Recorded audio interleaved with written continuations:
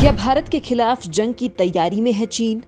LAC पर सेना की ताकत क्यों बढ़ा रहा है ड्रैगन? खतरनाक हथियारों के साथ चीन क्यों कर रहा युद्धाभ्यास? चीन के खूनी मंसूबों पर पानी फेर पाएगा भारत?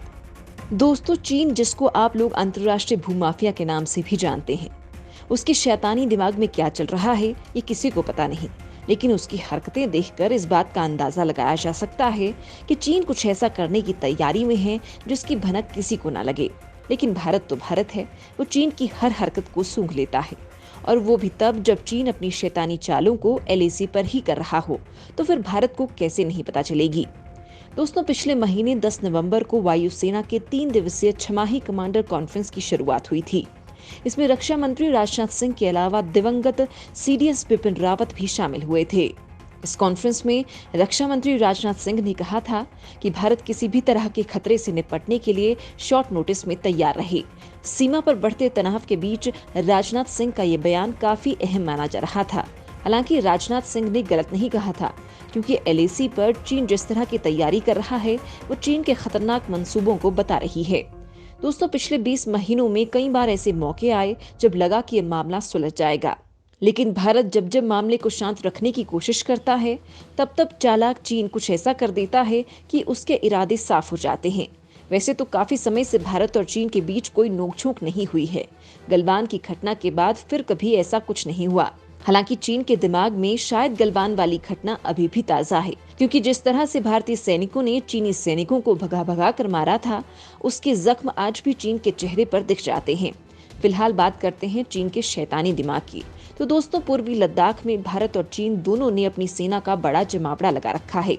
इसको देखकर लग रहा है कि ये मामला अभी सुलझने वाला नहीं है। पूर्वी लद्दाख में लाइन ऑफ एक्चुअल कंट्रोल पर पिछली सर्दियों की तरह ही इन सर्दियों में भी तनाव जारी रह सकता है। हालांकि इस बार पिछली सर्दियों के मुकाबले कई चीजें बदली भी हैं। चीनी सैनिक इन सर्दियों के लिए पिछली बार के मुकाबले ज्यादा तैयार हैं। लेकिन सवाल ये है कि चीन इस वक्त तिब्बत में जिस तरह का युद्धाभ्यास कर रहा है वो भारत के लिए चिंता की बात है, क्योंकि चीन इन युद्धाभ्यास में ऐसे खतरनाक हथियारों का इस्तेमाल कर रहा है जिससे पूरी इंसानियत के लिए खतरा मंडरा सकता है। दोस्तों, आज मैं आप लोगों को चीन के ऐसे युद्धाभ्यास के बारे में बताने वाली हूँ, क्योंकि चीन का ये युद्धाभ्यास भारत के लिए खतरा हो सकता है।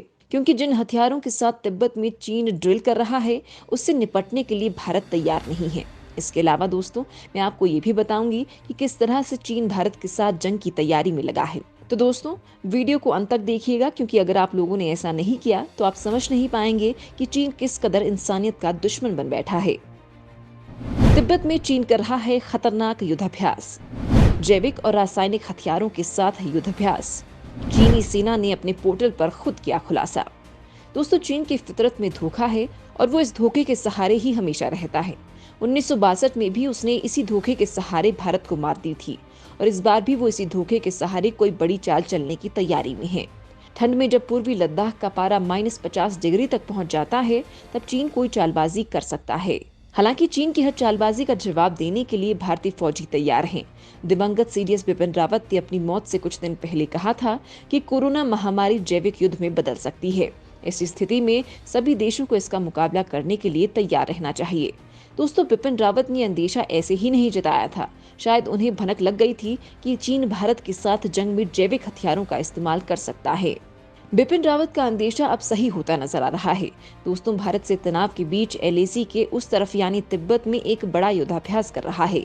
इस युद्धाभ्यास की सबसे खास बात यह है कि इसमें परमाणु, जैविक और रासायनिक सभी तरह की जंग के मुताबिक अंजाम दिया गया है। ये खुलासा खुद चीनी सेना ने अपने आधिकारिक न्यूज पोर्टल पर किया है। दरअसल कुछ दिन पहले अमेरिकी रक्षा विभाग ने भी इस तरह के संकेत दिए थे कि चीन कुछ बहुत बड़े खुराफात को अंजाम देने में लगा हुआ है। चीन का तिब्बत में इतना बड़ा युद्धाभ्यास, और वो भी परमाणु, जैविक और रासायनिक जंग लायक परिस्थितियों के अनुसार, उसकी शैतानी साजिश की ओर इशारा कर रहा है। इस अभ्यास में चीनी सेना के कमांडो और केमिकल वॉरफेयर की ट्रेनिंग पाए हुए सैनिक शामिल हुए थे, जो चीनी सेना की अलग अलग विंग्स का हिस्सा हैं। ये युद्धाभ्यास तिब्बत सैन्य क्षेत्र में वेस्टर्न थिएटर कमांड के तहत किया गया था।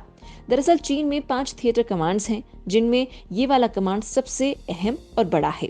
ये कमांड ही भारत के साथ लगी लद्दाख से अरुणाचल प्रदेश तक की 3,488 किलोमीटर लंबी सीमा की निगरानी करती है।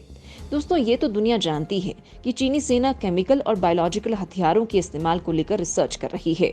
और इस युद्धाभ्यास के बाद तो ये तय हो गया है कि अगर चीन और भारत के बीच जंग हुई तो चीन इस तरह के हथियारों का इस्तेमाल कर सकता है। इस ड्रिल के दौरान इसी तरह के केमिकल और जैविक हथियारों के इस्तेमाल से बचने की ट्रेनिंग दी गई। चीनी सेना की इस ड्रिल में कमांडिंग ऑफिसर ने न्यूक्लियर, बायोलॉजिकल और केमिकल अटैक करने की सबसे पहले चेतावनी दी, जिसके बाद एक बटालियन के कमांडर की चेतावनी सुनने के बाद फौरन मोर्चा संभाल लिया।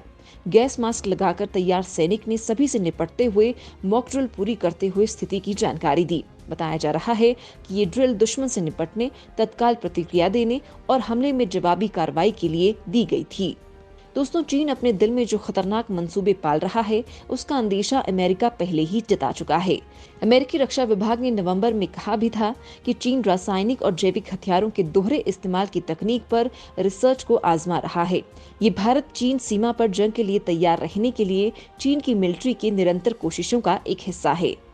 जानकारी के मुताबिक उसने बड़ी तादाद में सैनिकों और अत्याधुनिक हथियारों के भारी जखीरे तैनात कर रखे हैं। चीन की मीडिया की रिपोर्ट है कि उसने तिब्बत और शिनजियांग के ऊंचाई वाले इलाकों में सीमावर्ती सैनिकों के लिए बेहतर सुविधाएं और रहने लायक व्यवस्था कर ली है, जिसके हिसाब से वो लंबी लड़ाई के लिए खुद को तैयार कर चुका है। एलएसी के करीब चीन अपने सैनिकों के लिए हाईटेक बंकर बना लिए हैं। इन बंकरों को बनाने के पीछे का मकसद सैनिकों को लद्दाख की हाड़ कंपा देने वाली ठंड से बचाना है।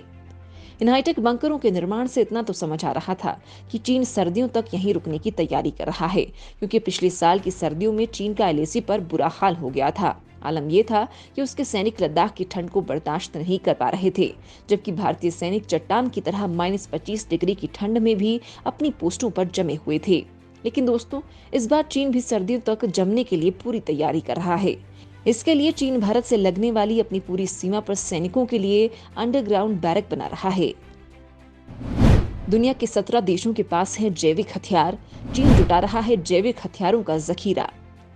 विपिन रावत जैविक युद्ध के खतरे से कर चुके थे आगाह। दोस्तों, समय के साथ जंग लड़ने के तरीके भी बदल चुके हैं। पहले युद्ध सैनिकों के बीच लड़ा जाता था, लेकिन समय बदला तो मिसाइलों से जंग लड़ी जाने लगी। लेकिन आज के जमाने में युद्ध इतने हाईटेक हो चुके हैं कि अब मिसाइलों और बंदूकों की जगह जैविक हथियारों ने ले ली है। एक ऐसा हथियार है जिसे एक बार दुश्मन पर चलाने के बाद ऐसी बीमारी फैलती है कि दुश्मन युद्ध करने के काबिल ही नहीं रह जाता है। अपने निधन से कुछ दिन पहले ही पूर्व सीडीएस विपिन रावत ने भी भारत को जैविक युद्ध को लेकर आगाह किया था। जनरल विपिन रावत ने कहा था कि दुनिया में एक नए तरीके के युद्ध का निर्माण हो रहा है और अगर जैविक युद्ध की किसी तरह शुरुआत हो रही है तो हमें एक साथ काम करने की जरूरत है। दरअसल बिपिन रावत के कहने का मतलब ये था कि जिस तरह से कोरोना बदलते समय के साथ खुद को बदल रहा है, उससे जैविक युद्ध का खतरा हो सकता है। जैविक हथियार यानी बायोलॉजिकल वेपन, ये एक ऐसा हथियार है जो बिना धमाके के किसी भी देश को तबाह कर सकता है। पिछले कुछ समय से चीन पर कोरोना वायरस को जैविक हथियार की तरह इस्तेमाल करने का आरोप लग रहा है। दरअसल कई रिपोर्ट में ये दावा किया गया है कि चीन ने कोरोना वायरस को जैविक हथियार के तौर पर इस्तेमाल किया। इस पर अमेरिका की रक्षा विभाग पेंटागन ने हाल ही में अपनी रिपोर्ट जारी की थी। रिपोर्ट कहती है कि लगातार जैविक हथियार को बनाने के लिए चीन अपना इंफ्रास्ट्रक्चर मजबूत कर रहा है। चीन के सैन्य संस्थान कई तरह के टॉक्सिन पर काम कर रहे हैं। इनका दोहरा इस्तेमाल किया जा सकता है, लेकिन भारत इस तरह के किसी भी हथियार पर काम नहीं कर रहा है। लेकिन अब सवाल ये पैदा होता है कि अगर चीन ने भारत पर जैविक हथियार से हमला कर दिया तो क्या भारत इस हमले से निपटने के लिए तैयार है? तो इस बात का जवाब है ना। भारत किसी भी तरह के जैविक हमले से निपटने के लिए तैयार नहीं है। इसका सबसे बड़ा उदाहरण है कोरोना। भले ही कोरोना चीन का जैविक हथियार ना भी हो, लेकिन जिस तरह कोरोना की दूसरी लहर में भारत में लाशों के ढेर लग गए थे, बद इंतजामी की वजह से लोगों की जानें गई, उसको देखकर नहीं लगता कि भारत इसके लिए तैयार है। हाँ, इतना जरूर है कि कोरोना से सबक लेते हुए भारत अब इससे निपटने की तैयारी कर ले, क्योंकि शहीद बिपिन रावत भी इसको लेकर कह चुके थे कि भारत को इसके लिए तैयार रहना चाहिए।